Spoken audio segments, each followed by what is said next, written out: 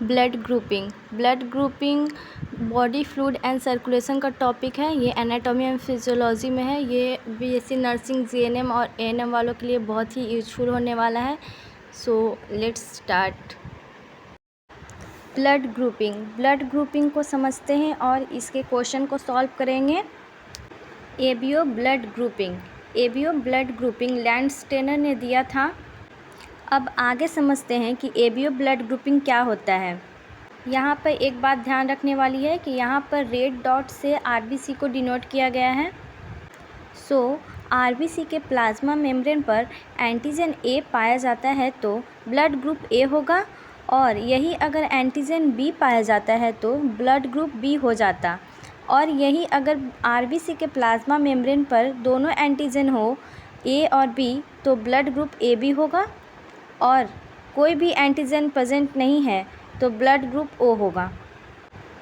ये बात ध्यान रखने वाली है कि मैंने blood group A B O A B का बात किया है। मैंने अभी A positive, A negative, B positive, B negative, O positive, O negative, A B positive, A negative का जिक्र नहीं किया है।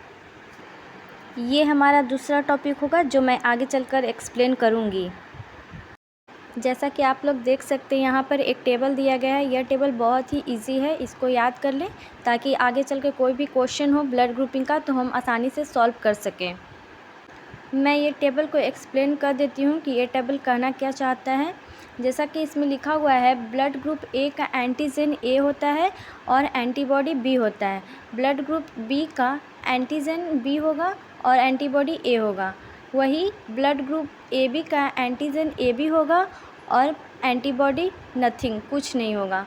और ब्लड ग्रुप ओ का एंटीजन कुछ नहीं होगा और एंटीबॉडी दोनों होगा, ए और बी दोनों। ब्लड ट्रांसफ्यूज़न के रूल को समझने से पहले हमें ये समझना होगा कि डोनर और रेसिपिएंट होता क्या है।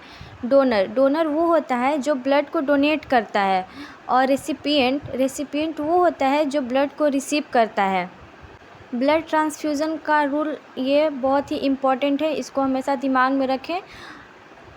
ये रूल ये बता रहा है कि डोनर का हमें एंटीजन चेक करना है और रेसिपिएंट का एंटीबॉडी चेक करना है। यहाँ पर बीजी का मतलब ब्लड ग्रुप है, मैंने इसे शॉर्ट फॉर्म में बीजी लिखा है। तो अब ब्लड ट्रांसफ्यूजन को उसी रूल और टेबल के बेसिस पर समझेंगे जो मैंने पीछे बताया है। डोनर का ब्लड ग्रुप ए है और रेसिपिएंट का ब्लड ग्रुप ओ है, तो क्या ये ट्रांसफ्यूजन सेफ है? मैंने नीचे में इसका एक्सप्लेनेशन भी लिखा हुआ है। डोनर का ब्लड ग्रुप ए है तो इसका एंटीजन ए होगा, पिछले टेबल में देख सकते हैं। और रेसिपिएंट का ब्लड ग्रुप ओ है तो रूल के मुताबिक हमें रेसिपिएंट का एंटीबॉडी चेक करेंगे, तो ब्लड ग्रुप ओ का एंटीबॉडी ए एंड बी होगा।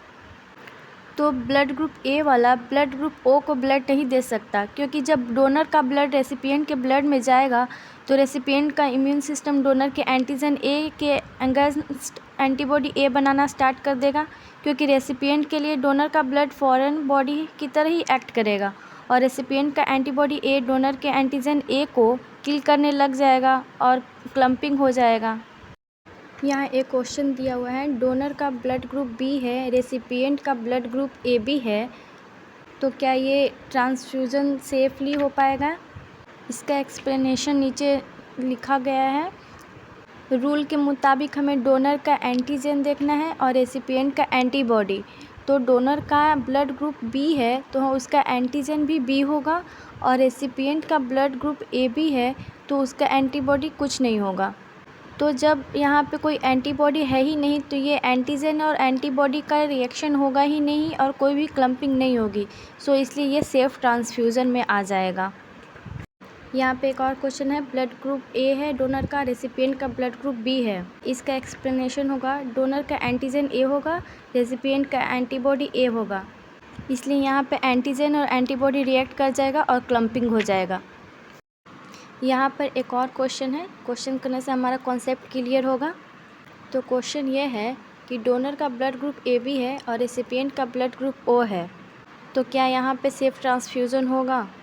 हर क्वेश्चन को उस रूल के मुताबिक और टेबल के मुताबिक ही सॉल्व करेंगे ताकि इजीली सॉल्व हो जाए। तो उस रूल के मुताबिक ये बोलता है कि ब्लड ग्रुप डोनर का AB है तो उसका एंटीजन A एंड B होगा और रेसिपिएंट का एंटीबॉडी A एंड B होगा, क्योंकि रेसिपिएंट का ब्लड ग्रुप O है। पिछले टेबल में ये सब मैंने लिखा हुआ है। तो यहाँ पर एंटीजन A एंड B है और एंटीबॉडी भी A एंड B है, तो यहाँ पे एंटीजन और एंटीबॉडी दोनों का रिएक्शन हो जाएगा और क्लम्पिंग कर जाएगा, इसलिए यह ब्लड ट्रांसफ्यूज़न सेफ़ नहीं है। अब हम आगे चलते हैं RH फैक्टर पर, देखते हैं RH फैक्टर होता क्या है। तो RH फैक्टर को पहले लैंडस्टेनर एंड वीनर ने दिया और RH फैक्टर को फर्स्ट टाइम रीसस मंकी के RBC के प्लाज्मा मेम्ब्रेन पर देखा गया था। RH फैक्टर ह्यूमन के RBC के प्लाज्मा मेम्ब्रेन के ऊपर भी पाया जाता है।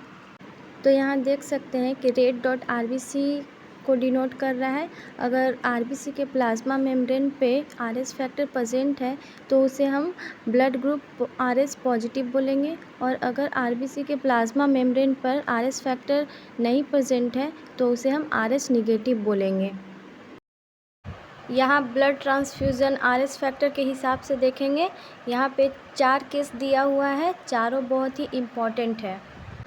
पहला केस है कि अगर डोनर पॉजिटिव होगा और रेसिपिएंट निगेटिव होगा तो उन दोनों के बीच जो ब्लड ट्रांसफ्यूज़न होगा वो सेफली नहीं हो पाएगा, उनके बीच क्लम्पिंग हो जाएगा। आखिर ये समझने वाली बात है कि डोनर अगर पॉजिटिव है और रेसिपिएंट निगेटिव है तो उन दोनों के बीच क्लम्पिंग कैसे हो रहा है। RH पॉजिटिव और RH निगेटिव के बीच क्लम्पिंग होने का रीज़न क्या है, तो हम इसको एक एग्ज़ाम्पल के थ्रू समझते हैं। तो एक पर्सन है जिसका नाम राम है और उसको ब्लड की बहुत ज़्यादा ज़रूरत है, तो राम को हम रेसिपिएंट भी बोल सकते हैं क्योंकि उसको ब्लड का नीड है। और एक और पर्सन है उसके साथ जो कि RH पॉजिटिव है और उसका नाम है श्याम। तो श्याम जो है वो राम को ब्लड नहीं दे सकता है, क्योंकि जो राम का बॉडी होगा उसका जो इम्यून सिस्टम होगा वो कभी भी RH फैक्टर या RH एंटीजन कभी भी वो देखा ही नहीं होगा।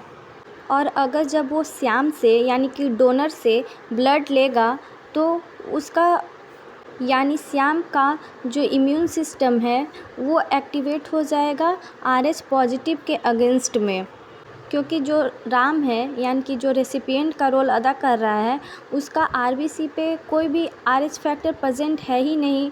तो उसके लिए अगर जब डोनर से RH पॉजिटिव ब्लड आएगा तो वो इम्यून सिस्टम उसका एक्टिवेट हो जाएगा, उसको लगेगा कि कोई फॉरेन बॉडी हमारी बॉडी के अंदर इंटर कर गया है और क्लम्पिंग होना स्टार्ट हो जाएगा, जो कि उसके बॉडी के लिए बहुत ही हार्मफुल होगा, उसकी डेथ भी हो सकती है। तो यहाँ पर कभी भी डोनर पॉजिटिव हो और रेसिपिएंट निगेटिव हो तो उन दोनों के बीच में ब्लड ट्रांसफ्यूजन होगा ही नहीं। मैं यहाँ पर एक बार और रिपीट कर देती हूँ। जो डोनर है यानी कि जो ब्लड देगा उसके RBC के प्लाज्मा मेम्ब्रेन पर RH फैक्टर प्रेजेंट है, और जो रेसिपिएंट है यानी कि जिसको ब्लड का ज़रूरत है उसके RBC के प्लाज्मा मेम्ब्रेन पर कोई भी RH फैक्टर प्रेजेंट नहीं है, तो वो RH निगेटिव है। तो कभी भी RH पॉजिटिव यानी कि डोनर जब RH निगेटिव पर्सन यानी कि रेसिपिएंट को ब्लड देगा तो RH निगेटिव पर्सन का इम्यून सिस्टम एक्टिवेट हो जाएगा RH पॉजिटिव के अगेंस्ट में, क्योंकि RH निगेटिव पर्सन के लिए RH पॉजिटिव एक फॉरेनर बॉडी की तरह एक्ट करेगा और उसका इम्यून सिस्टम एक दूसरे को किल करने लग जाएगा, और यहाँ पर एंटीजन एंटीबॉडी रिएक्शन स्टार्ट हो जाएगा जो कि क्लम्पिंग कर देगा और उससे रेसिपिएंट की डेथ भी हो सकती है। दूसरा केस है डोनर निगेटिव है, रेसिपिएंट भी निगेटिव है और दोनों के RBC के ऊपर कोई भी RH फैक्टर प्रेजेंट नहीं है, तो रेसिपिएंट का इम्यून सिस्टम एक्टिवेट नहीं होगा और ये ट्रांसफ्यूज़न सेफ़ रहेगा। थर्ड केस है डोनर निगेटिव है, रेसिपिएंट पॉजिटिव है, तो यहाँ रेसिपिएंट तो पॉजिटिव है यानी कि उसके RBC के प्लाज्मा मेम्ब्रेन पर RH फैक्टर प्रेजेंट है, लेकिन डोनर के RH फैक्टर प्रेजेंट नहीं है। तो जब डोनर रेसिपिएंट को ब्लड देगा तो रेसिपिएंट का इम्यून सिस्टम एक्टिवेट नहीं होगा, क्योंकि यहाँ पे कोई भी फॉरेनर बॉडी नहीं है। और फोर्थ केस है कि डोनर पॉजिटिव है, रेसिपिएंट भी पॉजिटिव है, तो भी ये ट्रांसफ्यूज़न पॉसिबल है, क्योंकि पॉजिटिव वाला पॉजिटिव को ब्लड दे सकता है। अब हम क्वेश्चन सॉल्व करेंगे जो कि आरएच फैक्टर और एबीओ सिस्टम दोनों के रूल के बेसिस पे बेस्ड होगा। तो पहला क्वेश्चन है कि डोनर ए पॉजिटिव है और रेसिपिएंट ए बी निगेटिव है, तो क्या ये ट्रांसफ्यूजन सेफली हो पाएगा? क्या ये ट्रांसफ्यूजन पॉसिबल है? तो इसका आंसर होगा कि यहाँ पे ट्रांसफ्यूजन पॉसिबल नहीं है, क्योंकि जो डोनर है वो आरएच पॉजिटिव है और रेसिपिएंट है वो आरएच निगेटिव है। तो जो डोनर जब ब्लड देगा रेसिपिएंट को, तो रेसिपिएंट का इम्यून सिस्टम एक्टिवेट हो जाएगा आरएच पॉजिटिव के अगेंस्ट में और क्लम्पिंग होना स्टार्ट हो जाएगा। तो यहाँ पर जब हम आरएच फैक्टर के हिसाब से ही निकाल सकते हैं, तो हमें एबीओ सिस्टम निकालने की ज़रूरत नहीं है कि क्या एबीओ सिस्टम से हो पाएगा या नहीं, क्योंकि आरएच फैक्टर से ही पता चल जा रहा है क्वेश्चन का आंसर। अगर जब आरएच फैक्टर पॉसिबल हो जाता, तब जाकर के हम एबीओ सिस्टम के हिसाब से देखते कि पॉसिबल हो पाता या नहीं हो पाता ट्रांसफ्यूज़न। अब हम यहाँ पे दूसरा क्वेश्चन देखेंगे। दूसरा क्वेश्चन ये कहता है कि डोनर ओ पॉजिटिव है और रेसिपिएंट ए पॉजिटिव है, तो क्या ये ट्रांसफ्यूज़न सेफली हो पाएगा? तो इसका जवाब है कि हाँ, ये ट्रांसफ्यूज़न सेफली हो पाएगा, क्योंकि अगर हम आरएच फैक्टर के हिसाब से देखें तो डोनर पॉजिटिव है और रेसिपिएंट भी पॉजिटिव है, तो पॉजिटिव वाला पॉजिटिव को ब्लड दे सकता है। और फिर हम एबीओ सिस्टम के हिसाब से देखते हैं तो डोनर जो होगा उसके पास ओ ब्लड ग्रुप है और रेसिपिएंट है उसके पास ए ब्लड ग्रुप है, तो डोनर का कोई भी एंटीजन नहीं है, क्योंकि हमको एबीओ सिस्टम में डोनर का एंटीजन देखना रहता है और रेसिपिएंट का antibody.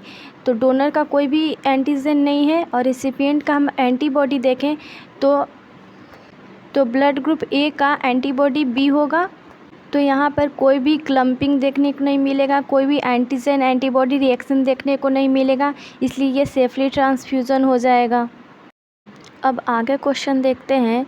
Donor A B negative है, रेसिपिएंट ए पॉजिटिव है, तो ये सेफ ट्रांसफ्यूज़न होगा या नहीं? तो पहले हमें आरएच फैक्टर के हिसाब से देखना है। तो डोनर आरएच निगेटिव है और रेसिपिएंट पॉजिटिव है, तो यहाँ पर तो पॉसिबल हो जाएगा, क्योंकि निगेटिव वाला पॉजिटिव को ब्लड दे सकता है। लेकिन जब हम एबीओ सिस्टम से देखते हैं तो डोनर का हमको एंटीजन चेक करना है। तो डोनर का ब्लड ग्रुप ए बी है, तो उसका एंटीजन भी ए एंड बी होगा। और रेसिपिएंट का हमको एंटीबॉडी चेक करना है।